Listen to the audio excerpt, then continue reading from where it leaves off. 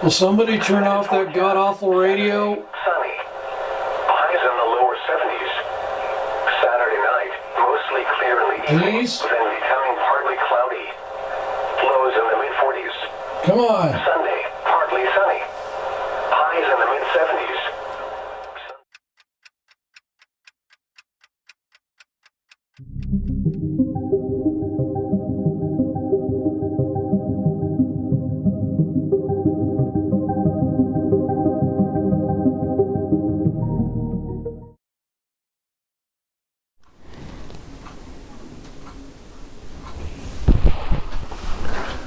Okay, a brief history on weather radio.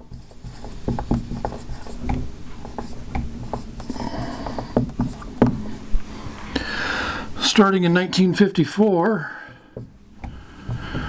weather radio was an experimental setup for aviation, and it was only between New York and Chicago.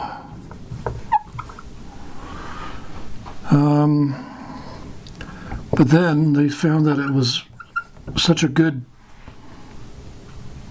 thing. It was such a good thing that they added it to marine for marine weather in 1958. And due to a very large tornado breakout back in 1965, it became a national warning network in 1967 for land-based, as well as marine, as well as for aviation, as well as for railroad, as well as for you name it.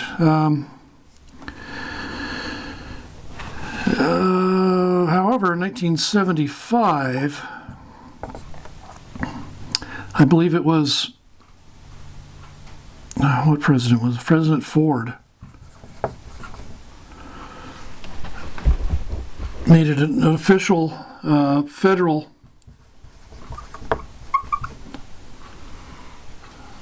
radio service.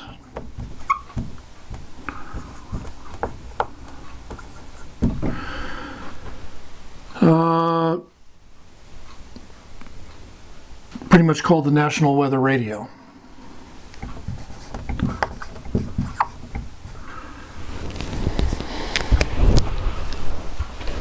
Okay, what is weather radio?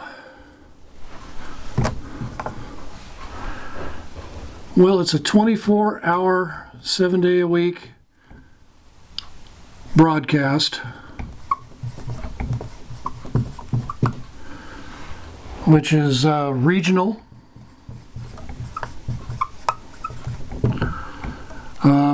by counties, by states, counties, cities, forecasting the weather. And the forecast is usually 5 days out.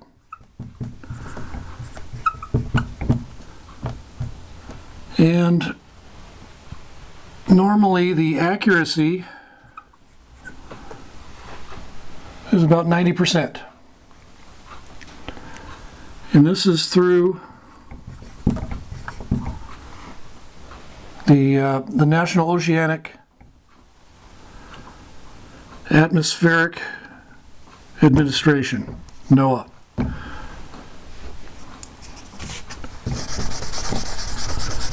And it's not just weather.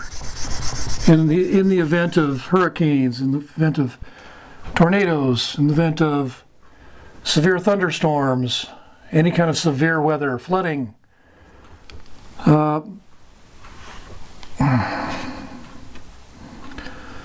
national disasters.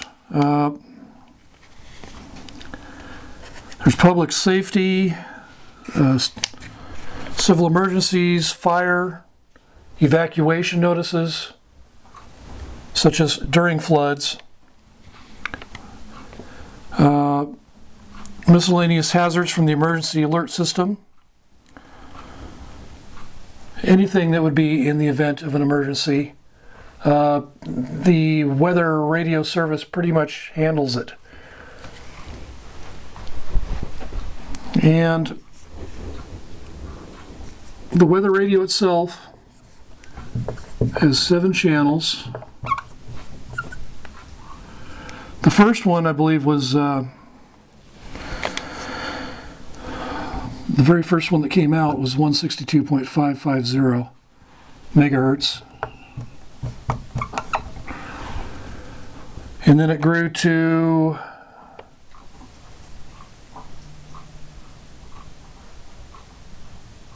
one more. I can't remember which one that was, and then they added the 4 later after that. So it'd be 162.550, 162.525,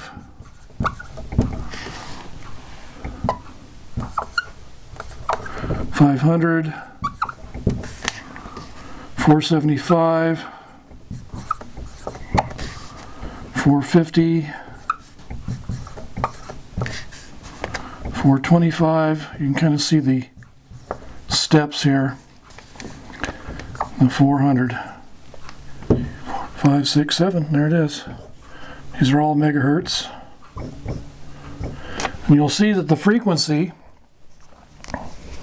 162 point whatever, is very close to the marine band. It's also very close to the railroad band.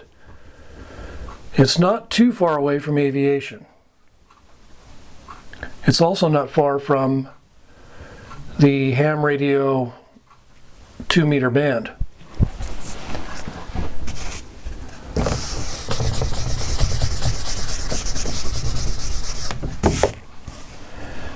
And in the event of an emergency, nowadays the newer radios can also use what's called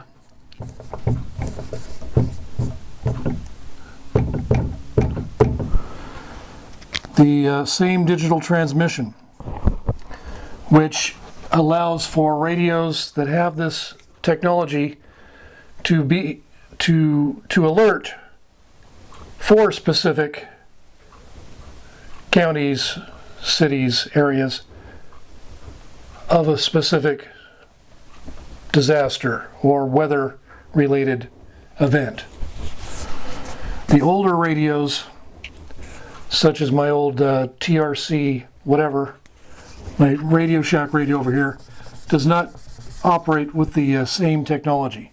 It does, however, have an alert system that when the weather radio broadcast transmits in preparation for an alert in an area, they will send off a 1050 hertz tone, which turns on an alarm system in the older radios, which blares throughout the house until you run over to the radio, turn the alarm off, and the radio kicks on, letting you know what the disaster or weather emergency is. The newer radios also will use the 1050 hertz for the tone alarm as well, but they also use the same technology, the SAME technology. Same. That is a specific area message encoding.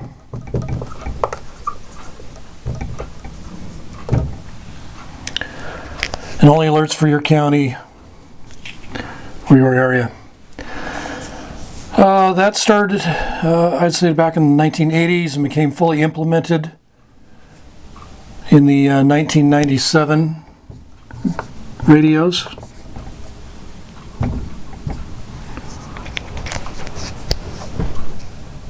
And weather radios themselves have been available to the public probably since 1975, 1976, both from Midland and Radio Shack.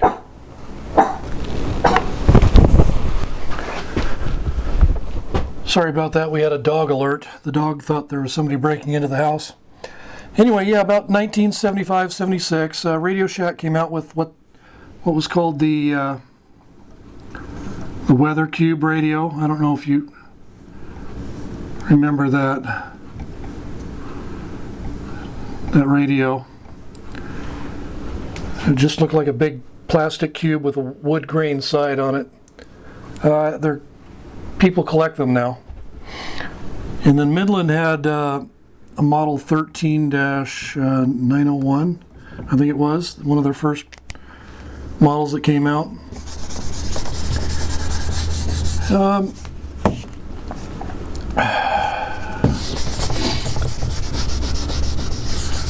There's two main features to any weather radio.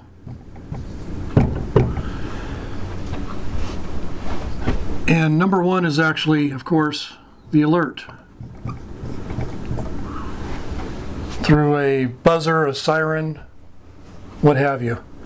An LCD display, it's loud and it'll be obnoxious.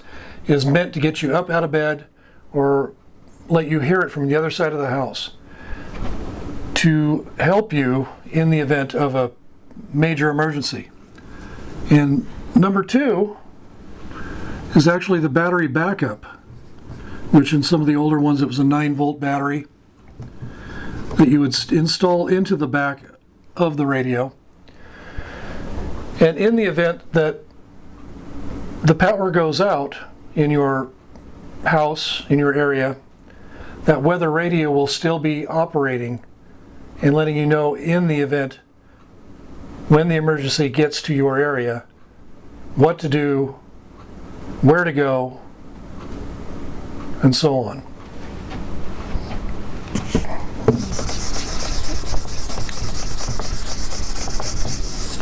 Now there are many manufacturers nowadays that incorporate weather radio setups into the radios,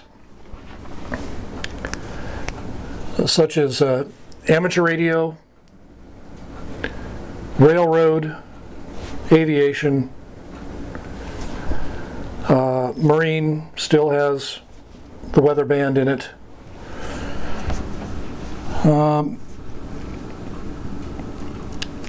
There are portable, small portable radios like AM, FM, multi-band, maybe shortwave, and they will also have the marine band and the weather band.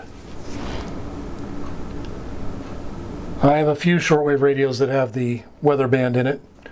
I have a few ham radios that have a one-touch function to go to the weather band with a weather alert. Thousands of lives have been saved because of this little radio here in the United States, and most likely in Canada as well.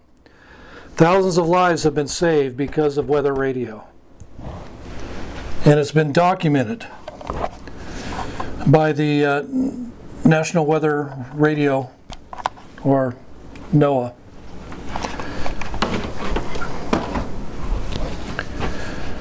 As far as Canada,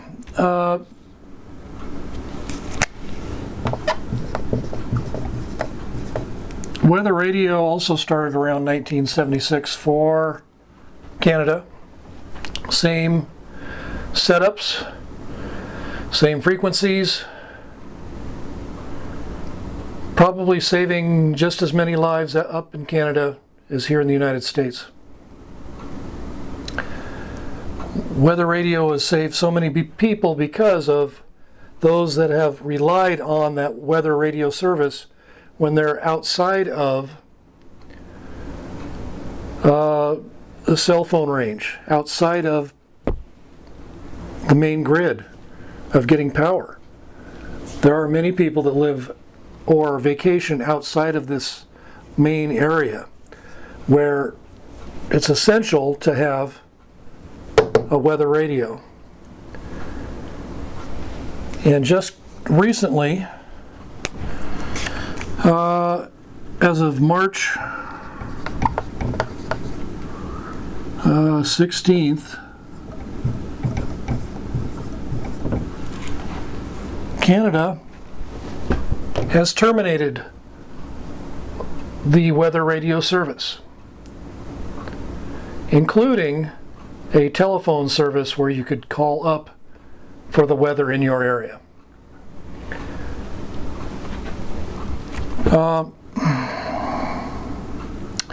It's been 50 years.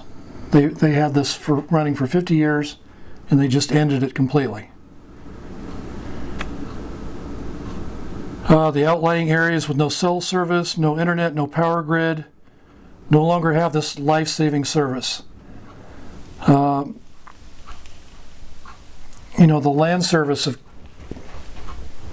land surface area of Canada is huge, and there are a lot of people that live outside of this cell phone, telephone, main power grid area.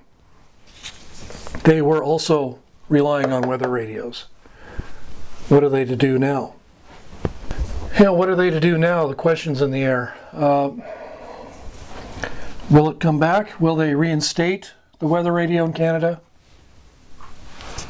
I don't know. I'm not in Canada, I can't tell you.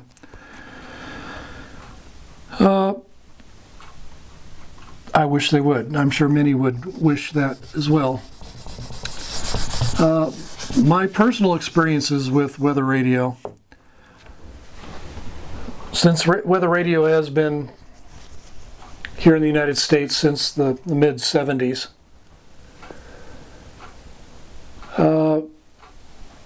our household did have a weather radio, but because where we lived in the Willamette Valley, the weather is very moderate. And so the only time we really wanted or needed to use a weather radio was during the winter, during snow season. Just to know if it was going to be a big snow, a small snow, should we go to work, should we go to school, that kind of thing. Nowadays, because they've implemented so many other additional emergency setups, emergency things to the weather radio, I just leave it on 24/7 because it's not just weather related now.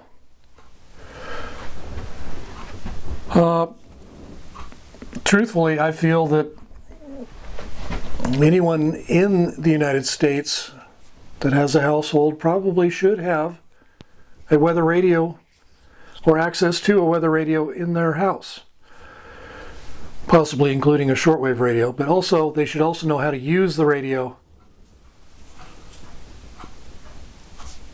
which it's very simple. It's only 7 channels.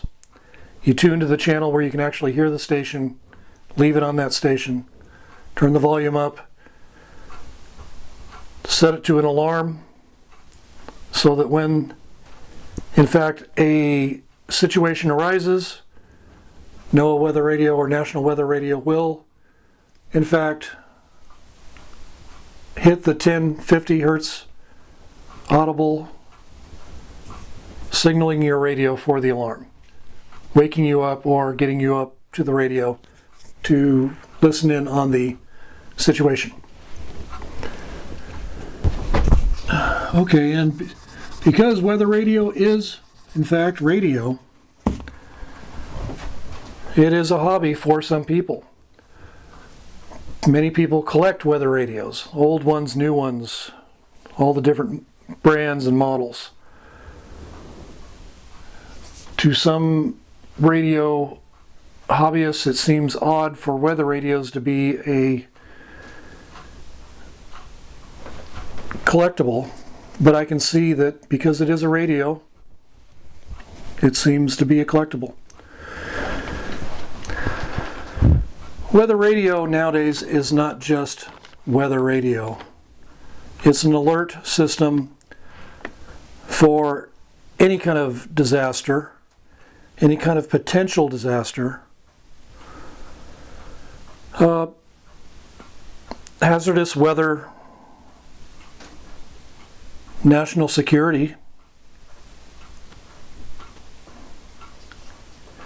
any kind of environmental issue. If there is a chemical plant so many miles down from your house that has released some sort of plume of whatever,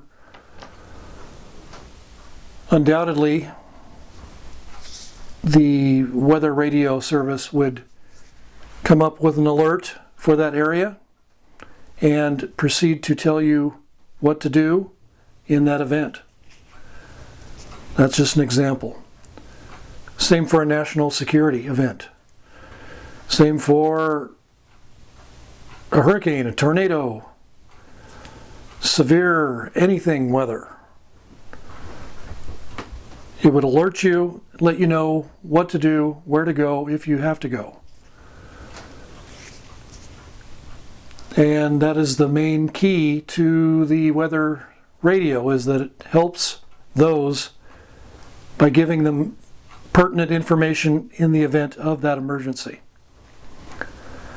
So anyway, thanks for watching, everyone, and I'll catch you later. This is AD7LN. Talk to you later.